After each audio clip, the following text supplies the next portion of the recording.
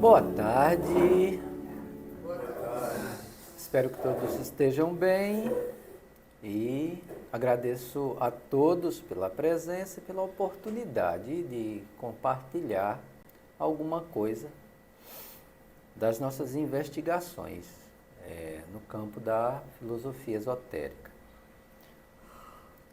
Essa palestra, esse estudo de correspondências entre yoga e cabala, ele surgiu a partir do momento em que a Sociedade Teosófica me chamou para conduzir uma atividade remota em nível nacional, que foi o estudo desta obra aqui, a suprema realização através da yoga.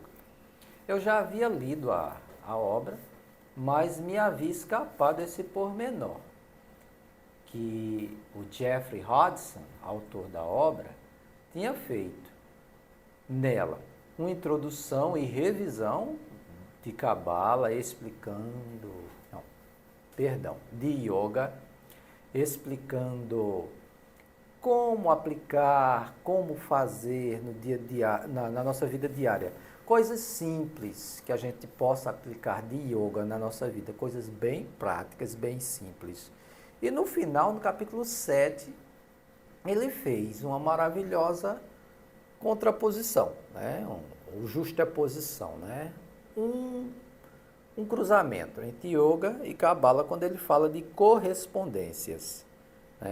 O que em nós, nos nossos corpos, na nossa constituição setenária, faz ecoar e entra em sintonia em outros planos com seres mais elevados que, em uma vez que nós nos sintonizamos com ele, podem nos ajudar no nosso avanço espiritual. Aí ele explicou como isso acontece na yoga e aproveitou e mencionou como isso acontece na cabala. Ele faz isso lá no capítulo 6 dessa obra aqui, páginas 121 a 138. Eu já sabia de estudos que ele havia, no final dessa obra aqui, que é uma obra bem extensa de estudos, onde ele aplica o método da analogia e aplica os conhecimentos dele. Ele era uma pessoa muito profunda, estudou muito esse cidadão e dedicou a vida dele ao ensino dessas coisas que aprendeu. Ele aplicou o método à Bíblia, porque ele era cristão de nascimento e foi educado nas religiões cristãs. Mas depois, quando ele cresceu, ele se afastou, por conta das aparentes incoerências no texto bíblico. Ele atazanou, no bom sentido, tanto os diáconos e presbíteros da religião anglicana para tirar dúvidas deles da Bíblia, e eles, sem saber tirar dúvidas, que um deles teve misericórdia dele e disse: olha, nós não conhecemos isso não, porque a Bíblia originalmente não é de nossa tradição. Você sabe que a Bíblia, o texto dela é de origem judaica, certo? Então eu conheço um povo que vai lhe ajudar. Faça por onde? Aí pôs ele em contato com rabinos. Aí os rabinos gostaram muito dele, ele já tinha todo um preparo. Aí os rabinos: venha cá, você realmente, a gente não vai se arrepender não, chegue. Aí os rabinos começaram a ensinar cabala para ele. Perfeito. Certo? Aí ele passou a compreender quais são as chaves cabalísticas que ajudam a gente a entender a Bíblia, e no final desse livro ele tem um apêndice sobre cabala, que é onde eu vou me centrar hoje, certo? Eu vou passear pela introdução, mas eu prometi no release que eu ia passear pela árvore da vida com vocês, então eu não vou me deter muito na introdução não, porque eu quero chegar lá na parte onde a árvore da vida é explicada e ir com vocês, esfera por esfera, mostrando para vocês o que é que ele nos disse sobre as esferas, tá bom?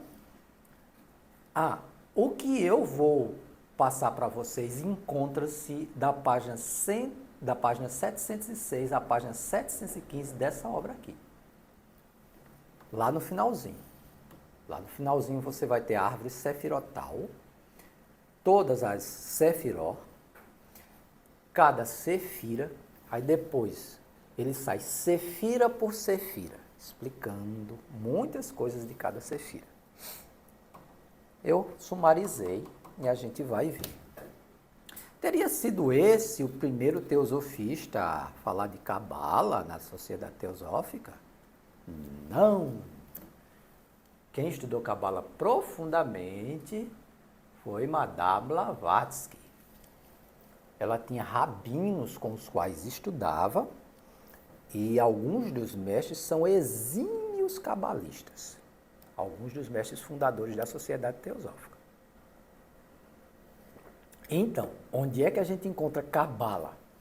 Aqui, ela já faz uma menção, aqui ela diz que devido ao nosso egoísmo, devido ao fato de nós termos desejos e aspirações tão grosseiras, os rabinos não se atrevem a nos ensinar nada. Porque sabe que se a gente ensinar e se a gente obtiver algum domínio sobre leis da natureza, a nossa tendência é usá-las egoisticamente. E eles não têm permissão para ensinar assim. Há pouco tempo eu falava sobre hermetismo para a Sociedade Teosófica, uma palestra online, inclusive está lá no canal da Sociedade Teosófica, e estudando o hermetismo lá no Caibalion está bem claro, isso é coisa para quem se prepara. E o preparo é por meio do cultivo de virtudes. Essas coisas só são ensinadas a candidatos. De onde vem a palavra candidato? Vem de cândido. E o que é uma coisa cândida? Pura, limpa. Então essas coisas eram ensinadas há muito tempo, sempre foram ensinadas, mas no interior dos templos, aos candidatos, aqueles que passavam por provas seríssimas e comprovavam por A mais B mais C que tinham fibra moral, tinham caráter, que não eram sequiosos, que não eram voluptuosos, que não eram cobiçosos, ávidos de poder, de controle, domínio sobre os outros e que estavam dispostos a usar qualquer conhecimento por eles obtido pelo bem de toda a humanidade, como fazia o grandioso cabalista de Nazaré, né? Cá entre nós, Jesus. Ele usava os conhecimentos de cabala dele de maneira maravilhosa. Usava para curar pessoas doentes que não tinham acesso a médicos.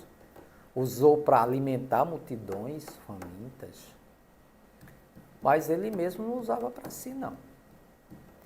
Né? Tem a passagem simbólica do livro simbólico lá dos evangelhos, com as passagens simbólicas, bem simbólicas, que tem, mas muito reveladoras. Tem uma parte que um suposto tentador externo diz a ele, transforma as pedras em pães. Ele diz, não, o homem não tem que se viver só de pão, não.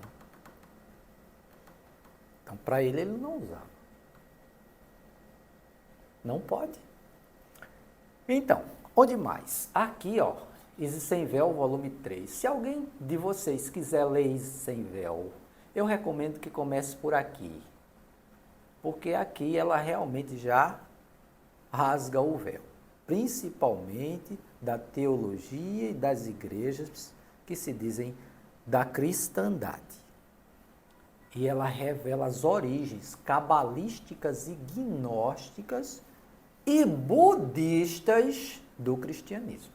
Ela mostra que budismo e cristianismo gnósticos são assim. Aliás, lá no capítulo 6 desse livro aqui, entre outras coisas, ela revela que os essênios foram instruídos por monges budistas. E depois, num capítulo mais à frente, ela começa a explicar a gnoses cristãs. Ela vai falar de éons, de Agatha Daimon, do mito de Sofia. Aí vai aparecendo toda a cabala, todo conhecimento cabalístico. Aqui, em A Doutrina Secreta, sobre a antropogênese, ela vai mencionar cabala em diversas passagens E aqui, no volume 5, tem um curso de hermetismo e de cabala. É só ir folheando, sessão a sessão, que ela vai dizendo o que é magia, por que os iniciados são ciosos do conhecimento, por que eles não revelam, quais são os danos, os perigos. Aí mais tarde ela vai lá, esoterismo oriental e ocidental, cabala. E ela acaba escrevendo aqui artigos sobre Eliphas Levi, mostrando o que tem de bom em Eliphas Levi e quais foram os erros cometidos por Eliphas Levi também. Então, só lembrando que esse volume aí ele não faz parte do volume original. Exatamente. Aqui ele foi reunido à doutrina secreta por uma questão de conveniência, lá em Adiar, né? A doutrina secreta mesmo, a tradução dos originais, volume 1 e 2, vai até o volume 4. Esses volumes 5 e 6 são uma coletânea compilada por Annie Besant e teosofistas daquela fase, onde Annie Besant era presidente da Sociedade Teosófica. Mas de forma alguma é questionável ou desprezível o que tem aqui. Muito pelo contrário. Tanto no volume 5 como no volume 6 tem preciosidades. São apanhados compilados, né? É. Dos escritos. Tem muita coisa de Madame Blavatsky, tem muita coisa de grandes teosofistas e tem coisas que podem ter sido até ditadas por mestres aos seus chelas. Cabala para iniciante, mais ou menos, iniciante que já conhece alguma coisa. Cabala mística de Dion Fortune, certo? É por onde eu comecei há 20 anos atrás. Tá bom? Mas vamos lá.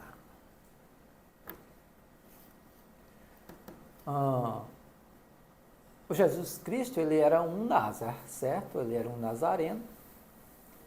Ele falava sobre os axiomas e muito da linguagem cabalística está presente. Por exemplo, Malkuth é a Keter do mundo manifestado.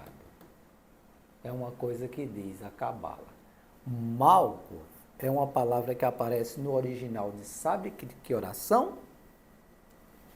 Pam, pam, pam, pam. Pai Nosso em aramaico. Certo? Malkuth. E Malkuth significa reino. Esse Pai Nosso em aramaico é muito mais rico do que as versões que a gente tem, traduções e retraduções, do que está lá na Bíblia. Olha só, ó força procriadora, Pai e Mãe do cosmos. Focaliza tua luz dentro de nós, tornando-a útil. Cria teu reino de unidade agora. Quando ele disse reino, ele disse Malkuth. O teu desejo uno atue com o nosso, assim como em toda luz e em todas as formas. Dá-nos todos os dias o que necessitamos em pão e entendimento. Desfaz os laços dos erros que nos prendem, assim como nós soltamos as amarras com que nos aprisionamos à culpa dos nossos irmãos.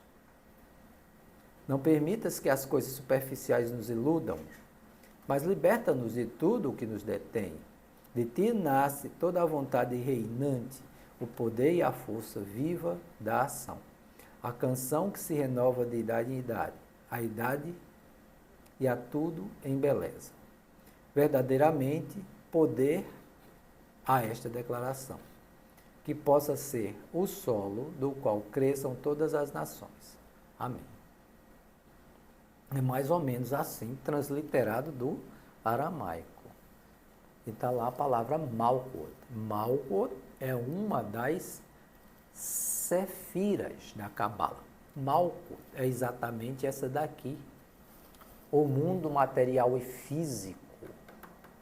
O ponto mais denso da manifestação em Ásia, o mundo físico. Certo? A gente está muito familiarizado com o esquema dos chakras da yoga, certo?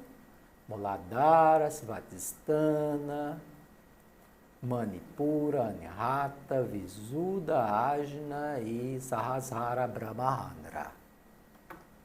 Isso é tudo dentro de nós. E tudo isso tem relação com isso aqui. Olha só, lá na Cabala. Nós vamos ter Malkuth, vamos ter Yesod, vamos ter Tifra, e vamos ter aqui Reza de Geibura, nessa aqui Rod. Esse universo interno, essas esferas internas, elas têm relação com hierarquias nos planos e no universo e com processos psíquicos, físicos e até fisiológicos dentro de nós. Só que a Cabala ela vai mais além, ela não fala só de nós, do microcosmo. Em falando de nós, ela já fala do macrocosmos. Porque ela é o quê? Ela é conhecimento hermético, do hermetismo. E o que é que diz o hermetismo? Como é em cima, assim também é embaixo. Certo? Então, a Cabala ela fala do cosmos em geral e fala do homem. Certo? Existe conhecimento aqui de coisas fascinantes.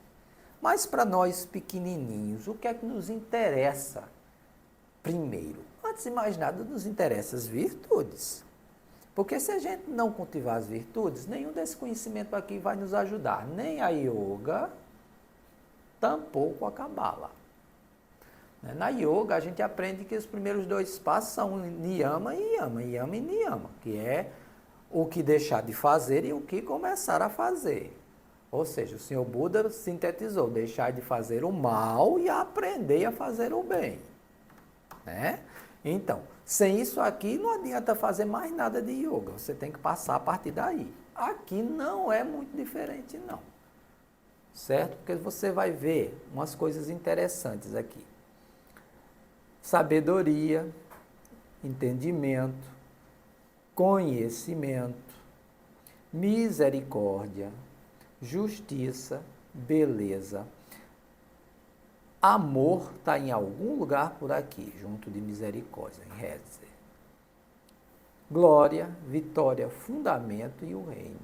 Então, a gente vai ter que buscar o equilíbrio entre essas coisas. O equilíbrio se dá no centro. Nem do lado da severidade, nem do lado do amor sentimentalista muito permissivo, não. Tem que encontrar o caminho do meio, como ensinou o Senhor Buda. Então, todo progresso começa quando a gente aprende com a serpente a comer do fruto do conhecimento e a gente pega a serpente, coloca a serpente aqui na árvore do conhecimento, que conduz à árvore da sabedoria no centro do jardim. Quando a gente come da árvore do conhecimento, inevitavelmente a gente é expulso de algum paraíso. Já dizia Madeline Klein, psicanalista. Mas ser expulso desse paraíso não existe algo mais necessário, porque a gente está passando por essa fase evolucionária justamente para isso. Expulsos do paraíso, dotados de conhecimento, agora nós vamos descobrir o caminho para a felicidade e para a vida eterna. A árvore da vida. A árvore da vida é um nome que é dado isso aqui. É esse esquema maravilhoso. Certo? Então, nós vamos fazer uns pulinhos aqui, porque eu quero passear pela árvore da vida com vocês mesmo. Fazer uns pulinhos, mas levando em conta, tá vendo? Aquilo que eu disse para vocês, ó. Tá vendo que é necessária yoga preliminar? Se é necessário yoga preliminar lá no Oriente, o que é necessário no Ocidente? É necessário a gente dar uma revisada no que Jesus ensinou. Senão não adianta ir atrás de conhecimento cabalístico, não. Foi o que ele ensinou. Tudo o que quereis que os outros vos façam, deveis fazer do mesmo modo a eles. Esta é a lei e os profetas. Bem-aventurados os corações puros, porque verão a Deus. Bem-aventurados os pacíficos, porque serão chamados filhos de Deus. Amai vossos inimigos, fazei o bem aos que vos odeiam, orai pelos que vos maltratam e perseguem. Sede perfeitos, assim como o vosso Pai Celeste é perfeito. Ou seja, esse é o caminho para a perfeição. E também tem uma ideia, tem uma coisa aqui oculta no texto. Perfeito era um grau iniciado entre eles também. O primeiro grau era a criancinha, o segundo grau, um grau mais na frente era o perfeito. Certo? Então, Sermão da Montanha, Mateus capítulo 5, versículos 8 e 9, 43 a 48, capítulo 8, versículo 12. Lucas também tem essa passagem aí, de ensinamento de Cristo dentro das preparações que a gente precisa fazer para conhecer, para receber conhecimentos mais profundos. O olho é a lâmpada do corpo. Se teu olho é são, todo o teu corpo será iluminado. Se, porém, estiver em mau estado, todo o teu corpo estará em trevas. Vê, pois, se a luz que está em ti não seja trevas. Ou seja, a gente precisa se purificar de toda maldade, de todo egoísmo, de todo ser que é o centro de separatividade, que se crê separado de todos os demais, é a noção do eu, que a sabedoria oriental chama de avidya, a heresia da grande separatividade, e a gente precisa aprender a lição da fraternidade. Sem isso, os mestres da humanidade não ensinam mais. Os mestres só ensinam a quem aprende essas lições primeiro.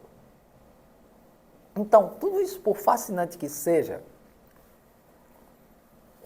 conhecer as leis da natureza, dominar a matéria primordial, produzir fenômenos, isso para quem quer lá na frente, é fascinante. Mas primeiro a gente tem que trabalhar conosco, uma espécie de alquimia, na qual a gente vai transformando o chumbo e a matéria grosseira dos nossos pensamentos, desejos, palavras em ação e ações no ouro das sublimes virtudes. Você primeiro tem que se tornar um alquimista e precisa fazer uma transformação dentro do seu laboratório, dentro de você, certo? A transformação precisa vir de dentro. A mesma coisa que acontece aqui, ó, acontece na Cabala. Do jeito que tem duas cobrinhas subindo aqui, aqui tem aquela serpente que falou com Eva e com Adão. Só fazendo uma referência, só para associar, Caduceu de Mercúrio também é um símbolo disso aí. Exato, perfeito. Olha o caduceu aqui, ó. Ele está aí. Né? Exatamente aí. E as asas abertas lá no ponto. Exato, lá no da alto. coroa.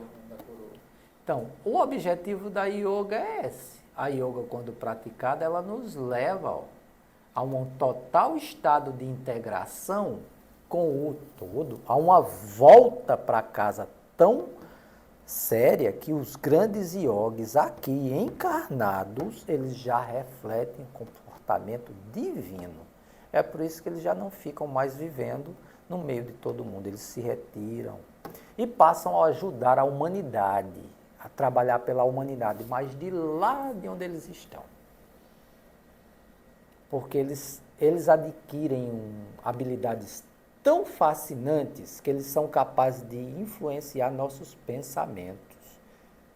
É dito, não sei se é verdade, que Paramahansa Yogananda, quando veio para o Ocidente, ele tinha um costume de passear pelos bairros mais degradados da cidade onde ele morava, lá nos Estados Unidos, lá na Califórnia.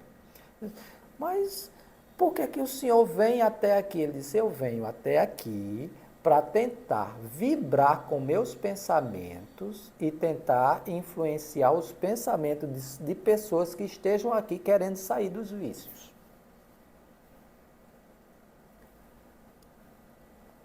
Lá, ele passava algum tempinho por ali, onde tinha de tudo, né? De tudo e mais alguma coisa. Ali, Hollywood Boulevard, Los Angeles, ali aquelas quebradas. Ele dava uma voltinha por ali de vez em quando. Meditava e fazia com que os pensamentos dele, de um grande yogi já elevado já lá, aspergisse bons pensamentos, boas vibrações em todas as direções. Não é nada de vez em quando chegava alguém lá onde ele está. Não sei porque me deu uma vontade louca de vir aqui. Minha vida anda tão conturbada. O que é que o senhor tem para ensinar? Eu disse, eu tenho bastante a ensinar. Você já ouviu falar de yoga, de Kriya Yoga? Eu acho uma coisa interessante. Ele ia lá, vibrava, né? Atraía, depois as pessoas faziam exatamente como ele tinha a intenção maravilhosa que fizesse, buscasse. Se não ele, veja bem, se não ele, qualquer outro lugar onde elas pudessem se elevar. Não era obrigado a irem até lá onde ele estava, não. O objetivo dele é que as pessoas procurassem qualquer caminho de elevação. Aliás, dos yogis que vieram para cá em missão, Yogananda tem um trabalho lindo de explicação da Bíblia e dos evangelhos dentro da yoga.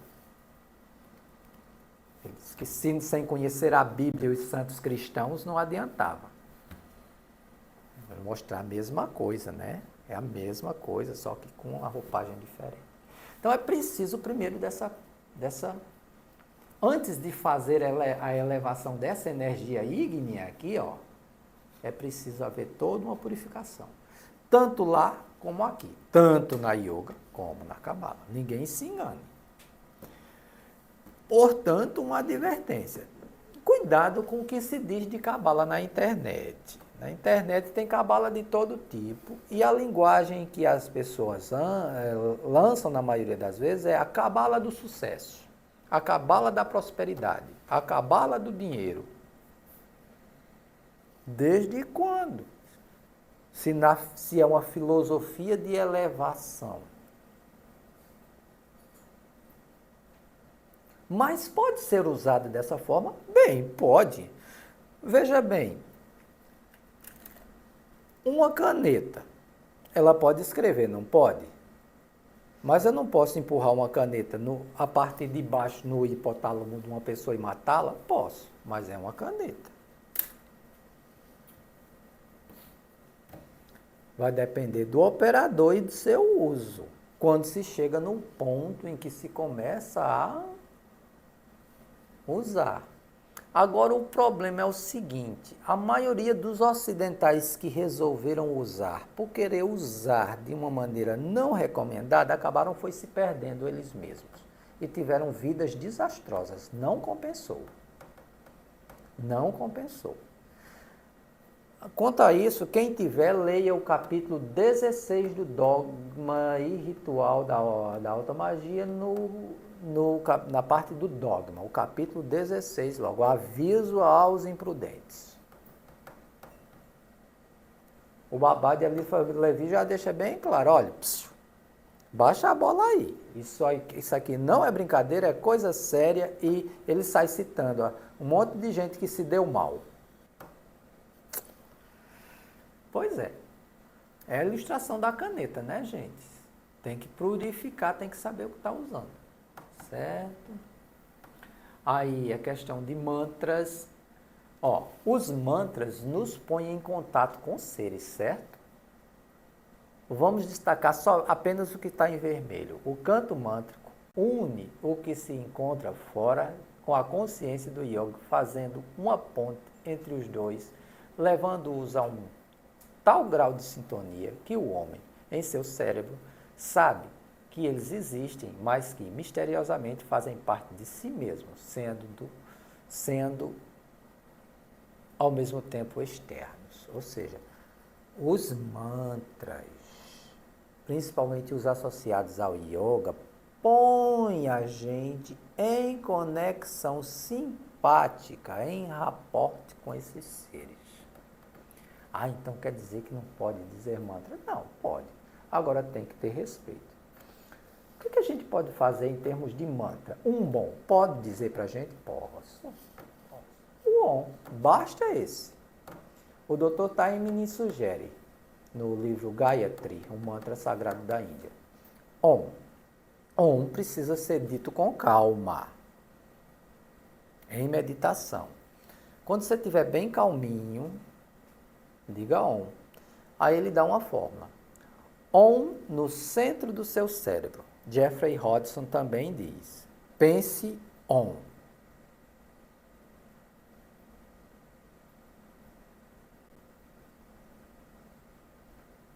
Para dar uma geral nos seus desejos, sensações, emoções do seu corpo astral, sussurre Om.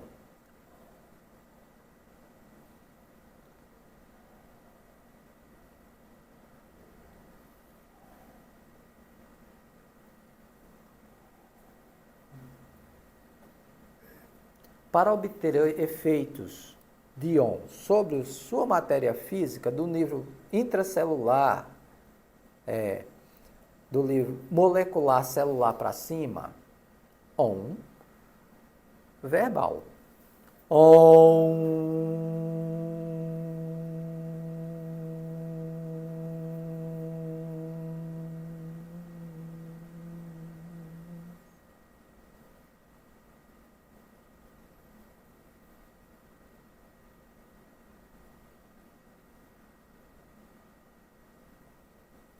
Seguidos de minutos de silêncio, para que você sinta essa reverberação. Pessoalmente, teosofia é bom quando a gente faz, aplica, vê os resultados e transmite. Eu parei para dizer isso para vocês porque eu tenho feito e é maravilhoso. É maravilhoso. Me acalma, muda quando eu estou meio assim irritado, meio irascível, meio contrariado. Eu estou me sentindo meio para baixo, meio capenga. Eu disse, espera aí. Fecha o quartinho, fecha a portinha do quarto. Desliga a TV, desliga som, desliga tudo. Acalma. E vamos lá. Como foi mesmo que ele disse? Ele disse que é assim, assim. Vamos fazer? Vamos. Eu faço. Daqui um tempinho, quando eu termino, minha mente já não está normal, porque ela já entrou em meditação. Aí eu já fico. Chega, eu fico fazendo as coisas devagarzinho, sabe? Pegando uma coisa de cada vez.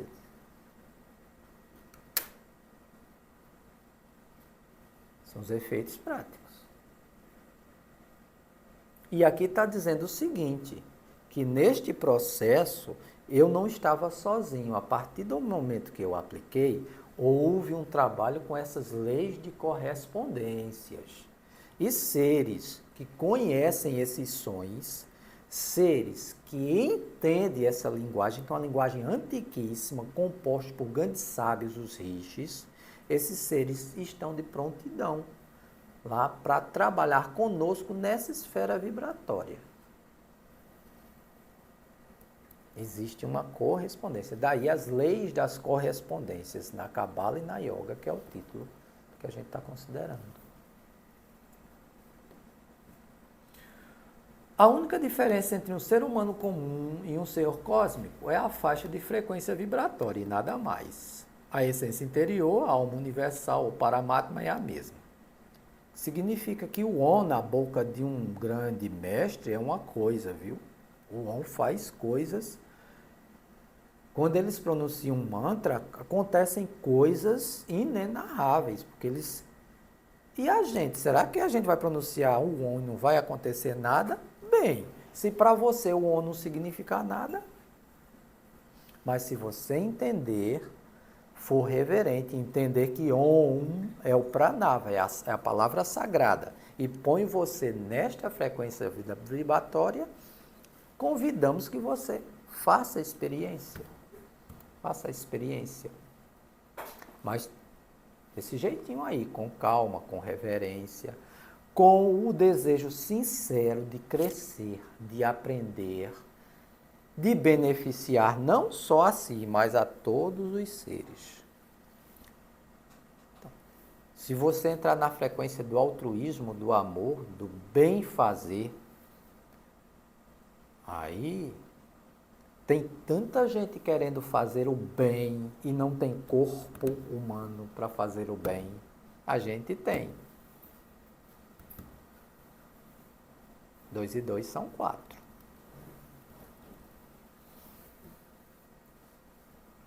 Então, chegou lá, a árvore Sefirotá, certo? Minhas fontes, Cabala Mística, Dion Fortune, da página 35 a 39, Sabedoria Oculta, da Bíblia Sagrada, Jeffrey Hudson, 708, 715. Primeiro, o que é a árvore Sefirotal? Bem, Idade Média. Idade Média, perseguição.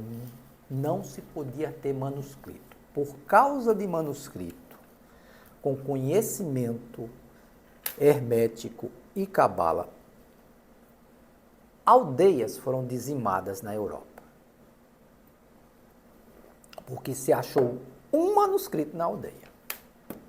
Então, os grandes estudantes, eles precisavam de um símbolo sintético que ajudasse tanto na meditação, mas que sintetizasse os saberes escritos e orais. Aí surgiu a árvore da vida, Otziin, ou árvore Sefirotal, e surgiram também as lâminas do tarô, que são intimamente associadas. Certo? Em termos de árvore Sefirotal, elas são 10 pontos, cada ponto isolado é uma sefira, mas os 10 no plural, sefiró. Certo? Então, nós temos aí 3 colunas. Temos uma coluna que é chamada Pilar da Misericórdia. Ele é formado por Rockman, Hesed e Netzach. Nós temos do outro lado o Pilar da Justiça ou da Severidade. Ele é formado por Bina, Gebra e Hod. E no centro nós temos o pilar por onde o desenvolvimento se torna possível, porque ele concilia, veja bem, a misericórdia e a severidade. Ela precisa ser conciliada pelo que acontece no meio. Keter, Tifre, Yesod e Malkut. E lá na caminhada, lá na frente, quando você encontrar um mestre, ele vai lhe levar para o universo de Da'at, o grande conhecimento arcano. Formando 11. Mas não são 10? São 10. Da'at está aqui porque esse autor aqui, ele quis ilustrar bem, ele revelou que existe uma sefira oculta. Mas, grosso modo, consideramos as 10, certo? Tá bom.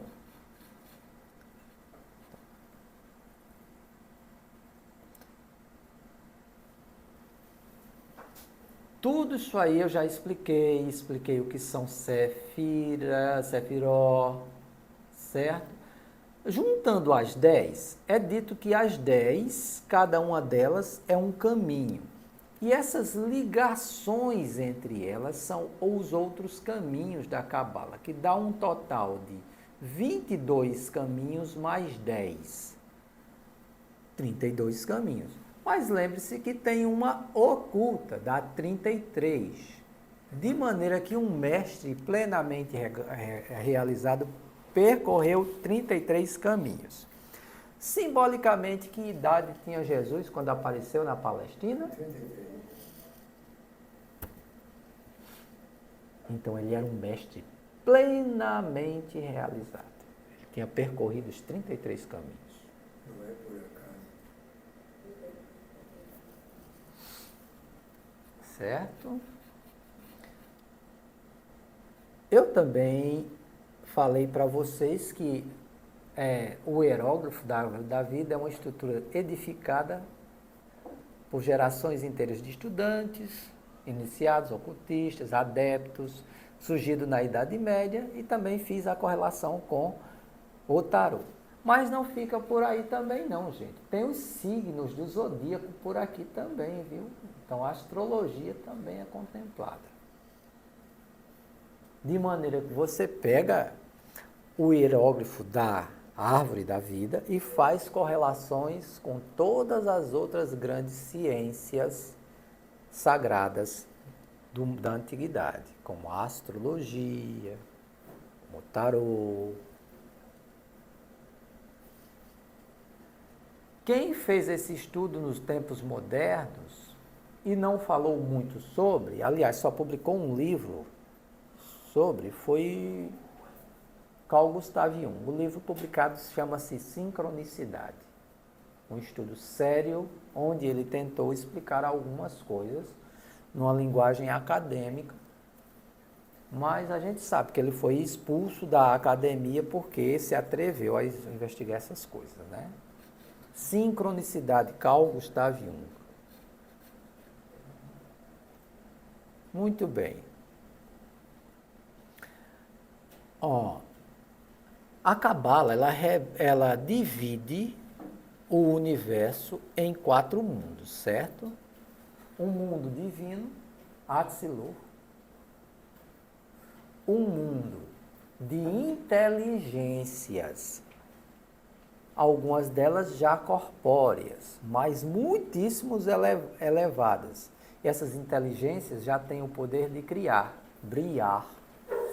Um mundo de inteligências divinas que já se comunicam com os planos mais densos de alguma forma. E aí será. E Ásia, o mundo onde existe criaturas corpóreas e divinas ao mesmo tempo, que somos nóizinhos. Só que a gente não sabe que a gente é. A gente não sabe que a gente é o reino, mas nós somos. Somos seres divinos, certo? Que possuem corpos.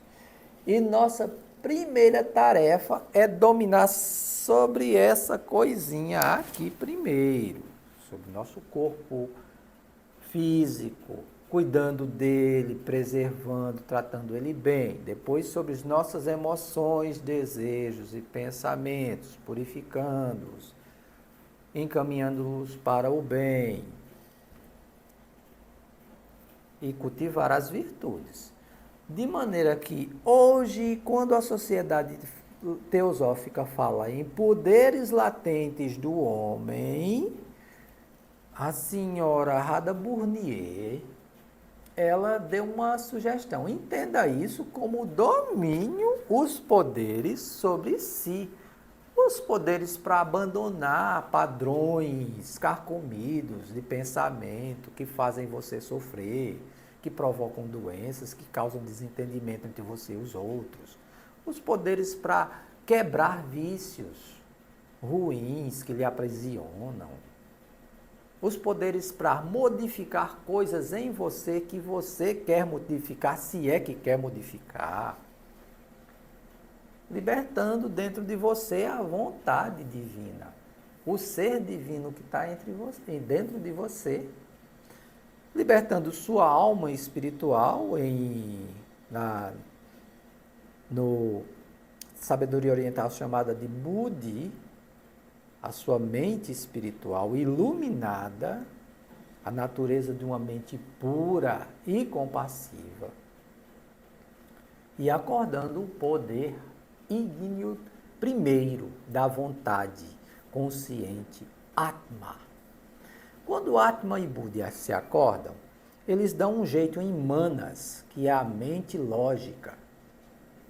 Quando Atma, Buddha e Manas se galvanizam, o grande poder de Atma, e você direciona para as suas emoções, eles dão um jeito em Kama, a sua natureza de desejo. E de Kama, você vai dominando seus pensamentos, palavras e ação, a sua energia, a sua sintonia com os outros vai se purificando e o seu corpo físico vai aprendendo a se tornar mais saudável também. Você vai adotando hábitos melhores, o vegetarianismo, por exemplo, ou o veganismo, mais tarde. Você vai entendendo que nem toda substância é legal para o seu corpo. Algumas pessoas usam algumas substâncias e se dão muito bem, tem um barato e tal e coisa, é tão divertido, mas a longo prazo isso tem um preço caro. Aí você já vai cortando isso aí. De maneira que vai nascendo, você vai despertando para uma realidade maior. Esses são os poderes. E tudo isso, não se engane, tudo isso põe você em sintonia com essas hierarquias maravilhosas, divinas, que estão, ao mesmo tempo, aqui, cada uma operando em seus planos. É porque, lamentavelmente, as religiões ensinaram muita coisa incoerente para a gente, dizendo que tudo isso está tão longe, inacessível, que a gente precisa ir num padre, precisa ir para alguém, alguém tem que ser o intermediário, quando não. Tudo isso está dentro de nós. E nós não somos deserdados disso aí. O processo de autocultura, de autopurificação, de automelhoramento, através do autoconhecimento, nos leva até isso. E a teosofia, ensinada pela sociedade teosófica, tem este objetivo. A sociedade teosófica é uma organização humana, são seres humanos, iguaizinhos a todos os outros, com seus defeitos, com seus problemas. Mas dentro da sociedade teosófica acontece uma coisa interessante, o ensino da teosofia. Teosofia é sabedoria divina. Vale a pena buscá-lo. Para mim, pessoalmente, fez toda a diferença. Deu uma organização aqui na minha cabeça que estava uma bagunça.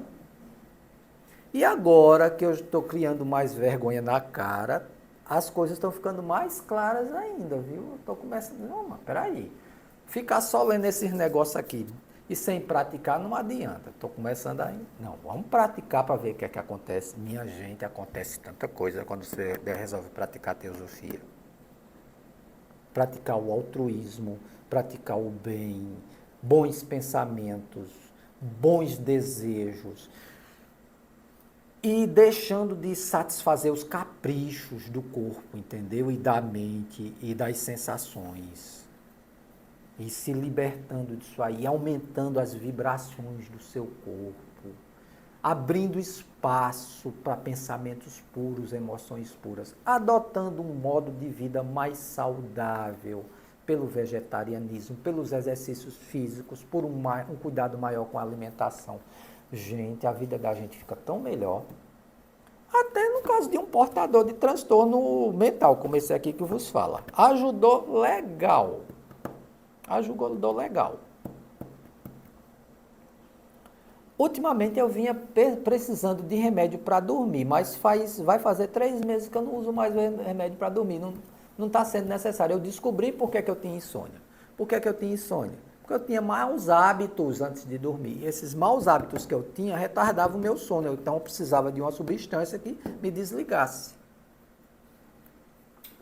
Em tomando cuidado com minha hora de dormir, o sono está vindo naturalmente. Agora, quando ele não vem de jeito nenhum, então alguma coisa está errada, eu falo com o médico. Eu vou precisar de remédio. Ele diz, vai, por enquanto, tome por uns dias. Quando seu organismo voltar ao normal, deixe de novo. Mas o problema é que os maus hábitos interferiam até com o efeito dos remédios. E eu vi que tirando os maus hábitos de um lado, ficou mais fácil dormir. Olha só, foi uma questão de mudar de atitude. Levar o celular para a cama? Não, deixa o celular lá. Ficar vendo coisa antes de dormir? Não. Antes de dormir, acalma, tranquiliza, pega uma coisinha para ler.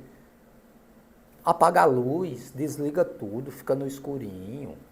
Faz o ritualzinho de dormir todo dia. Apaga a luz, não come muito. Tira o café da noite.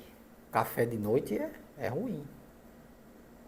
Você não pode tomar café até 9 horas da noite e esperar adormecer numa boa às 10, às 11. Não, você não vai. O café é altamente estimulante, ele tira o sono.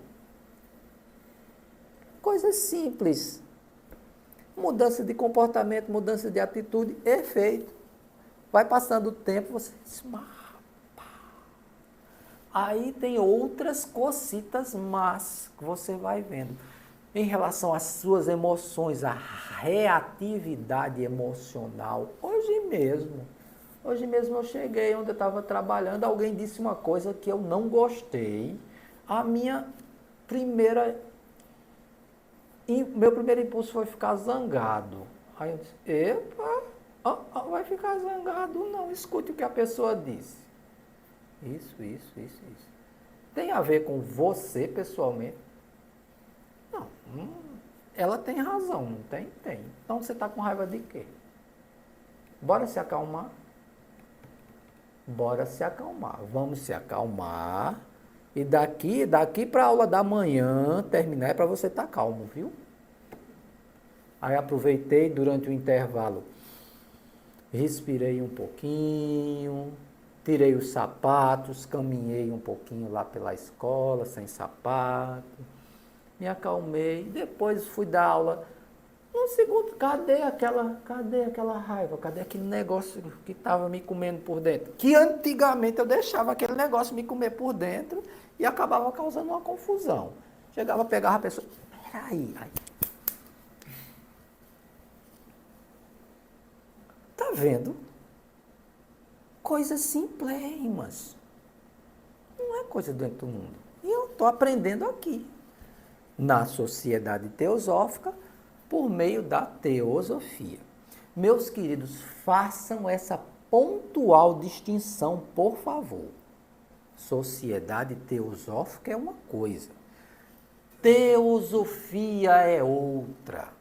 Sociedades teosóficas já vieram e já foram, e a teosofia permaneceu.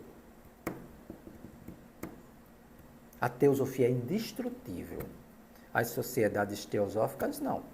Elas perecem junto com as humanidades. Mas a teosofia não. A teosofia é eterna. E a teosofia, gente, quando ela é praticada, ela faz uma diferença tão grande. Por quê? Porque ela nos põe em sintonia com esses grandes seres. Sintonia simpática. Muitos deles não têm corpos, porque não precisam atuar em corpos. E muitos deles são gente vivinha como a gente, tem corpos e tudo. Mas vivem lá longe, se comunicam com a gente telepaticamente. Quando a gente se refina para vibrar na frequência deles, né? Porque é igual um aparelho de rádio. Se você estiver numa frequência aqui bem baixinha, como é que você vai pregar uma frequência que está lá em cima? Você tem que fazer o quê? Aumentar também sua frequência para que você capte. Pois bem, prometi e vou cumprir. Vamos lá. Antes de mais nada, 6 horas. Então, vou ter que ser rápido, tá bom? Mas não vou sacrificar o conteúdo em nome da rapidez. Gente, os 3 véus superiores em cima da coroa. Keter quer dizer coroa. É a primeira emanação. Os 3 véus lá em cima é aquilo que não se manifestou. Aquilo que permanece para sempre e é um mistério insondável. Ninguém sabe o que ele é, mas ele vive. Ele é, foi e será e está dentro de nós. Tem mais essa. Mas ele está lá também. Eins, negatividade. Ein Sof, ilimitado. Ein Sof, Aua, uma luz ilimitada que dá origem a tudo. Então, a partir dele, uma primeira emanação. Keter. Certo? Keter. Ela é ensinada como se fosse sozinha, mas como ela é a grande mãe, ela tem 2 filhos, são as 2 emanações seguintes, Keter, Chokmah e Bina. Certo? Vamos falar dos 3 mais tarde. Em termos didáticos, muitas coisas vão falar de Keter como sendo o 1, o 2 e o 3, e os 3 que são 1. É daí que surgiu o dogma da Santíssima o quê? Isso. Certo? Os 3 que são 1. Tá bom? Até mesmo lá nos desenhos renascentistas, né, os desenhos que os padres fizeram. O Pai é Deus, o Filho é Deus, o Espírito é Deus, os 3 são 1. Podem ver que é um triângulo assim com 3 bolinhas também. Tá aí. Father, Son and Holy Spirit. Olha aí. Ó, Pai, Filho e Espírito Santo. Muito bem. Jeffrey Hodgson revelou que tudo isso, na realidade, os hebreus pegaram na Pérsia e no Egito, viu? Não foi eles os autores, não. E da Pérsia, o que chegou na Pérsia, Mesopotâmia e Egito, já foi trazido por tribos nômades, semitas, muito antigas áreas, que vieram lá de cima, lá da Índia.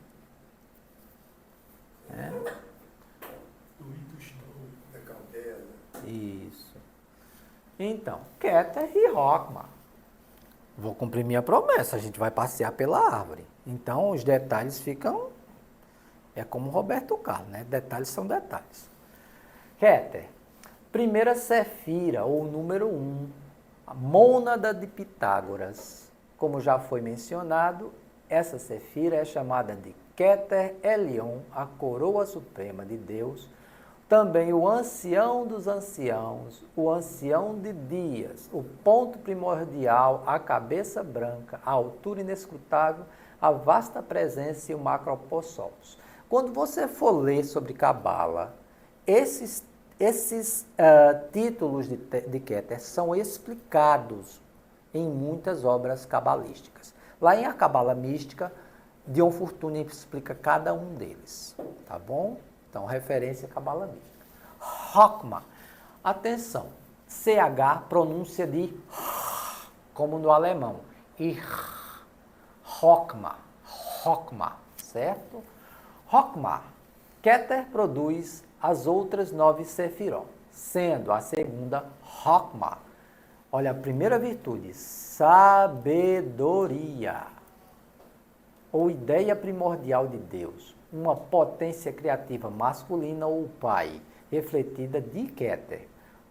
Rockmar é o segundo Adão de Gênesis, do qual é produzida Eva, e é associada com Micropossopos, a face menor, ou seja, Keter e Rockmar vão fazer um contraponto com a face menor, que é a última, a 10ª, Malkuth, lá embaixo.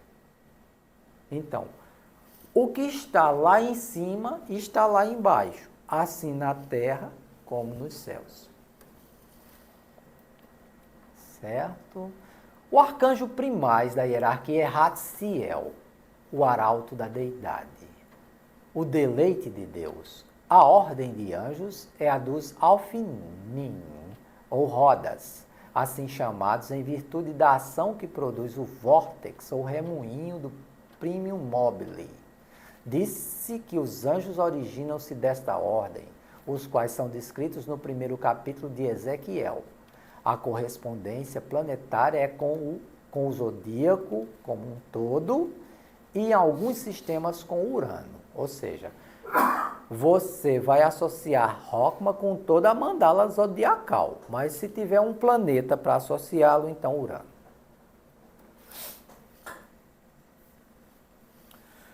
Bina e Dart.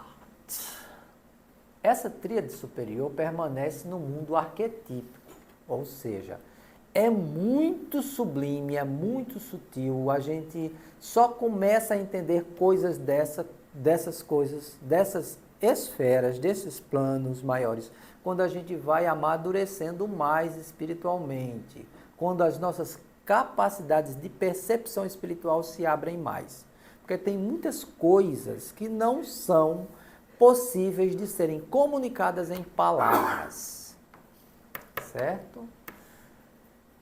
Enquanto as 7 Sefirot que seguem criam, sustentam e transformam o mundo material manifestado. No cabalismo, o planeta associado a Bina é Saturno. A união de Rockmar e Bina, sabedoria e inteligência, produz o conhecimento divino chamada Da'at no cabalismo. Então, Da'at é uma Sefirot bem diáfana, é a 11ª, e em muitos sistemas ela não aparece, ela está invisível. Certo? Da'at como tal não é considerado uma Sefira, mas é incluída em alguns diagramas da árvore sefiratal, nos quais é colocada entre Chokmah e Bina.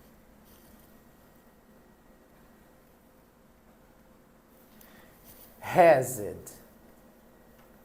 Uma díade ativa agora existe em Chokmah e Bina. Sua união produz Hesed, uma potência ativa masculina. Hesed é amor ou misericórdia de Deus. Olha aí, ó, que eu disse para vocês. Se liguem nas virtudes. Ó, sabedoria, conhecimento, não foi? Agora, ó, amor e misericórdia. Sendo também chamada Geidula, grandeza ou magnificência. O chefe dos anjos é Tzadkiel, justiça de Deus, retidão de Deus. A ordem dos anjos são os Chasmalim, chamas cintilantes, seres brilhantes. Interessante, uma escritura hindu antiga chamada a Bhagavad Gita menciona os brilhantes. Eles são os domínios da angiologia cristã e são considerados anjos de luz. O planeta associado em astrologia, Júpiter. Geibora, da quarta ou de Hesed, emanou a quinta potência passiva feminina, Geibora, o poder de Deus. Severidade, fortaleza, justiça manifestada. Olha os atributos aí. Severidade, no sentido de seriedade. Força, fortaleza e justiça. É por isso que ela precisa ser equilibrada com a mãe dela, com Hesed, que é o amor e a misericórdia. Certo? Mas a gente vai falar daqui a pouco de quem é que equilibra tudo. Manifestada principalmente como poder de julgamento duro e de punição. Essa Séfira também é chamada de Pachat, medo. O arcanjo-chefe é Carmel, a mão direita de Deus, sendo às vezes chamado de anjo punidor. Mas tudo isso é mítico, viu? Não deve ser lido e tirado literalmente. A ordem de anjos associados a Geibora são os serafins, conhecidos na geologia cristã como poderes. Aí chegou o que nos interessa. Tanto em Yoga como em Kabbalah, o que nos interessa é Tiferet. Acima de qualquer coisa a ser guardada, resguarda o teu coração, porque dele procedem as fontes da vida. Provérbios de Salomão. Tiferet está associada ao nosso coração. E em livros antigos, como os Upanishads, é ensinado que o Atma é como se fosse do tamanho do polegar e mora numa casinha simbólica dentro do nosso coração. Então, é aqui em Tiferet, associado à nossa psique, que a gente é redimido de dentro para fora. Poder redentor. Passa pelo nosso coração figurativo. Mas é interessante meditar nessa área aqui. É um ponto interessante de meditação. Porque ele é um chakra relacionado com essa qualidade sutil. Muito bem. Com a união de Geibora, ou justiça, com Hesed, ou misericórdia, são produzidas a beleza, a harmonia e clemência. Olha aí por quê. Beleza, harmonia e clemência. Olha as virtudes. Esta sexta sefira, Tiferet, como a quarta, quinta, sétima, oitava e nona, são referidas como o micropossopos, a face menor, o microcosmo, o reflexo na manifestação do macropossopos, que é Keter, a face maior, e também sua síntese. Em A Cabala Mística, Dion Fortune vai mais à frente. Ela diz que as visões míticas associadas a Keter são duas. Uma, um bebê recém-nascido. E duas, um mártir, um mártir, aqueles que sacrificam a sua vida por todos os outros. A gente sabe da gnosis cristã que é necessário que nasça o Cristo no seu coração, gnosis cristãs, e que você tem que ser o sacrifício vivo oferecido a Deus. Você, seus desejos, suas emoções, seus pensamentos, suas atividades, sacro ofício, serviço sagrado prestado a Deus. Quando isso acontece, você vira uma força benévola da natureza. Diante Fortune também associa essa esfera a todos os Cristos e todos os Budas. Interessante se você fizer a relação de que a iniciação parte basilarmente de Malkuth, é o caminho partindo de baixo, né, do lado do fundo do poço, vamos dizer assim, simbolicamente falando, e tem um caminho de cima para baixo. Então, os dois caminhos se encontram em Tiferet. Nasce a criança partindo de baixo, né, nesse ponto, e o mestre vem de cima e se encontra aí também. Então, a chamada de beleza, sim, e o astro associado? O Sol, somente. O astro é o Sol. Hod e Netzach. Hod. De Netzach, a potência feminina passiva, Hod, a oitava Sefirá, a majestade, o Deus esplendor. O Deus dos exércitos, o arcanjo-chefe é Rafael, o médico divino, o anjo da cura, intermediário entre o homem e Deus, que é assistido por uma hierarquia de anjos servidores, conhecidos na interpretação como Beni Elohim, os filhos de Deus, ou como arcanjos no cristianismo. O planeta é Mercúrio. Então, essa daqui é a sétima. E a oitava? A sétima é Netzach, certo? A sétima é Netzach. Eu falei sobre a oitava, tá certo? Então, tá invertido, desculpem. Eu acabei de descrever a oitava, tá certo? Então, eu deveria ter descrito primeiro a sétima, que é Netzach. Que é da sétima que vem a oitava, né? A sexta, Tifra, sétima, Netzach. Sétima, Sefirá, Netzach. A persistência permanente de Deus. Firmeza e vitória. O senhor Buda chamou de esforço correto e mais tarde chamou de paramita virya, a força espiritual para fazer o que é correto, com determinação. Essa é a virtude. O chefe angélico é chamado de Ramiel, a graça de Deus. A ordem dos anjos é os Elohim. Os deuses também chamados Sashim, os seres brilhantes e conhecidos como principados no cristianismo. No capítulo 10 do livro de Daniel, versículos 5 e 6, Ramiel é ali descrito como Sex. Levantei os olhos para observar e vi um homem vestido de linho, com os rins cingidos de ouro puro, seu corpo tinha a aparência do crisólito, seu rosto o aspecto do relâmpago, seus olhos como lâmpadas de fogo, seus braços e suas pernas como o fulgor do bronze polido, e o som de suas palavras como o clamor de uma multidão. Planeta associado a esta sétima, Vênus, né? E a oitava, vamos ver de novo, seguindo a Netzach, a potência feminina passiva Hod, oitava Sefirá, majestade de Deus e esplendor, Deus dos exércitos. Arcanjo Rafael, médico divino, anjo de cura, intermediário entre homem e Deus, assistido por uma hierarquia de anjos servidores, conhecidos na interpretação como Beni Elohim, os filhos de Deus, como os arcanjos no cristianismo, planeta Mercúrio.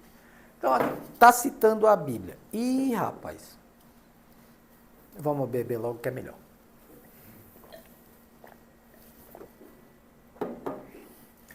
Citando a Bíblia. Eu quero achar cabala na Bíblia. Gênesis, é claro. Bereshit, o livro mais cabalístico de todos. Certo? Quero ter mais contato com Cabala na Bíblia. Vá para todos os profetas, maiores e menores. Isaías, Jeremias, Ezequiel, Daniel. Depois deu um salto quântico para a revelação do Apocalipse, porque nada mais é do que um pedaço do Enoicon, o livro de Enoque, perdido. Certo? A igreja não tinha como organizar tudinho assim, ela sabia de onde estava tirando, então ela deu outros nomes, ela botou pedacinho.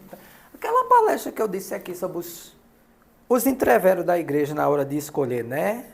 Pirlim, pim, pim, quem ficar em cima é inspirado, quem ficar debaixo não é, essas coisas. A gente viu naquela palestra.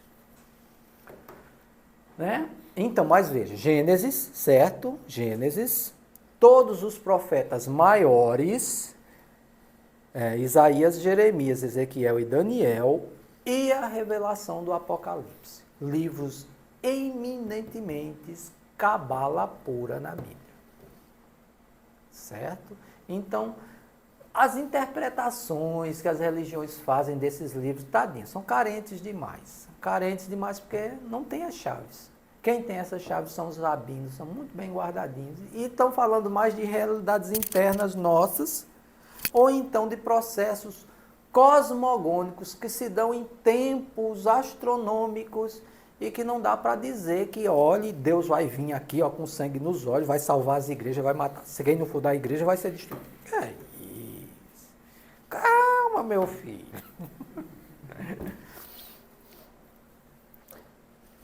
Finalmente, e eis aqui que acontece a magia, lá no fundamento. Aqui, olha quem está aparecendo ali, a lua. Ela que rege as nossas emoções, o nosso corpo astral.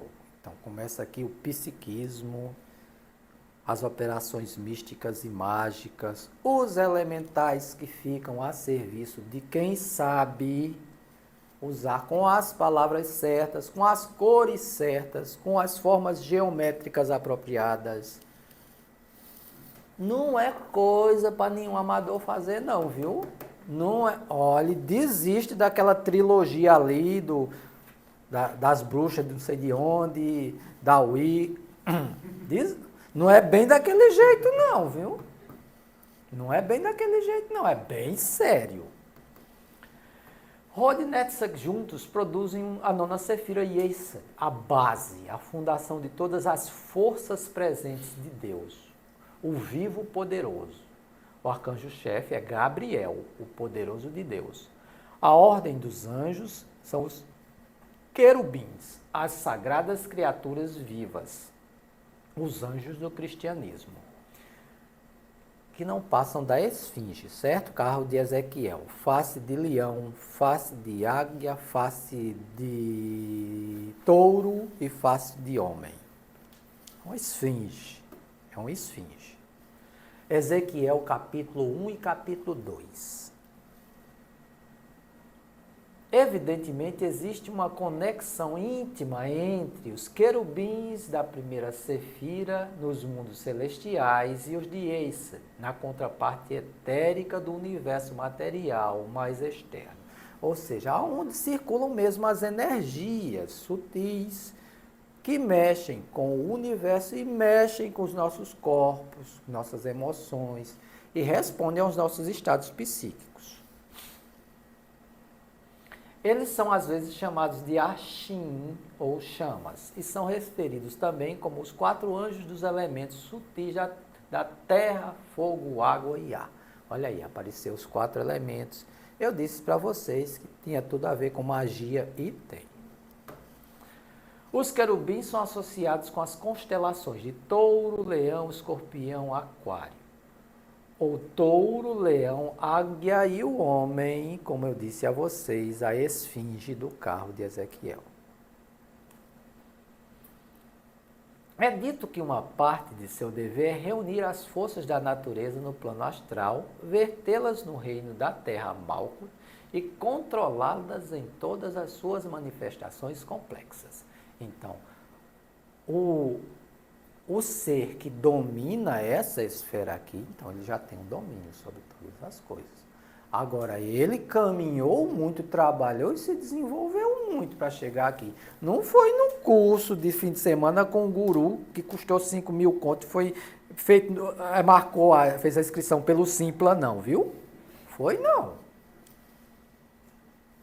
Gente, cuidado, essas coisas não são brincadeira. Apesar de eu estar brincando na hora de falar, né?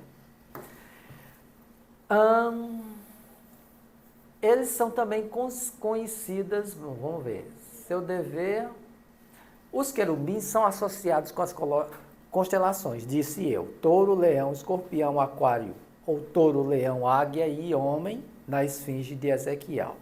É dito que uma parte de seu dever é reunir as forças da natureza no plano astral, vertê-las do reino para o reino da terra, vertê-las no reino da terra, Malkuth, controlá-las em todas as suas manifestações complexas. Eles são também considerados como agentes dos lipicas ou registradores, senhores do karma e regentes dos quatro cantos do universo.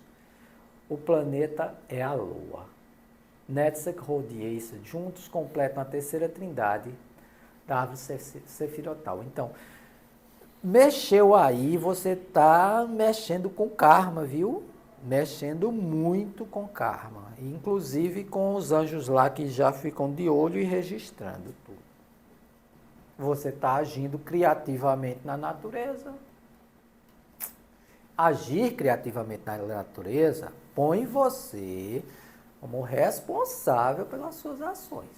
Se você criou um filhinho, o filhinho é seu, quem vai ser responsável é você. Aí eu me lembro de um filme bom, O Feitiço da Lua, com Nicole Kidman e Sandra Bullock, que elas fazem coisa errada lá e vão para a casa das tias dizer, a gente fez uma coisa errada. Fizeram, nós vamos sair de férias agora. Se virem aí. Mas não, vocês vão sentir as consequências do que fizeram. Porque em magia, quem faz a sujeira é quem limpa. Quem faz a sujeira tem que limpar. Aí depois que elas sofrem bastante, as tias chegam e ajudam elas a corrigir o erro. Mas tiveram que sofrer e pagar o preço. O Feitiço da Lua, tá bom? É bom fazer essas correlações, certo? Cinema, arte, literatura, faz parte. Então vamos para a última, Malkuth. Da nona Sefira surge a 10ª e última, completando a década dos números. É chamada Malkuth, o reino da terra. Toda a natureza é também, e também a rainha, a matrona, a mãe inferior. Shekinah é outro nome para Malkuth, que parece, portanto, representar o véu, tanto da matéria primordial como da matéria física. 2 arcanjos estão associados a Malkuth.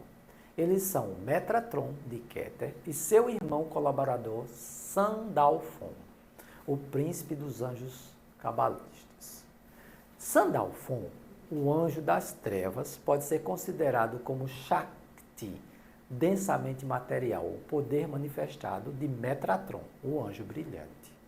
Como o planeta Terra é o lugar do trabalho externo do karma físico do homem, Sandalphon é às vezes considerado como um anjo do karma pessoal.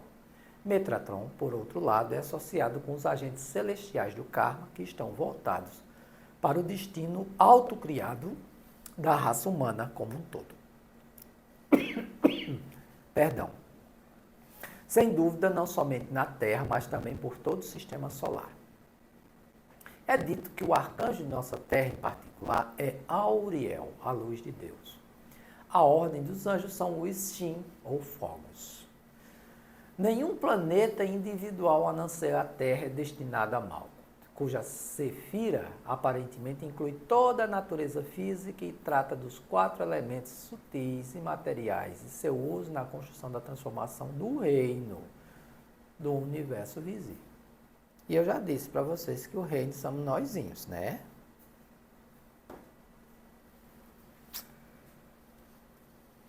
Conclusão. Dio Fortune e a Cabala Mística, falta um S ali, afirma que, abre aspas, os iniciados só penetram nos domínios onde a mente humana não é capaz por meio dos símbolos. e dos símbolos colhe intuições e conhecimentos profundos que são intransferíveis. A yoga, por meio do samadhi, pode nos proporcionar estes conhecimentos. De forma correspondente, a meditação, o estudo, a meditação usando a árvore sefiratal e a motivação pura de usar qualquer conhecimento especial somente para servir ao próximo de modo altruísta, confere ao Chela iniciado na Cabala as mesmas instruções e conhecimentos. Os aspirantes deveriam, pois, fazer o trabalho de purificação e construção do caráter a fim de atrair a si um mestre adepto que possa guiá-los com segurança, seja pela via da yoga ou seja pela via da Cabala, que é, nas palavras de Dion Fortune, a yoga do Ocidente. Muito obrigado e desculpa ter estourado o tempo.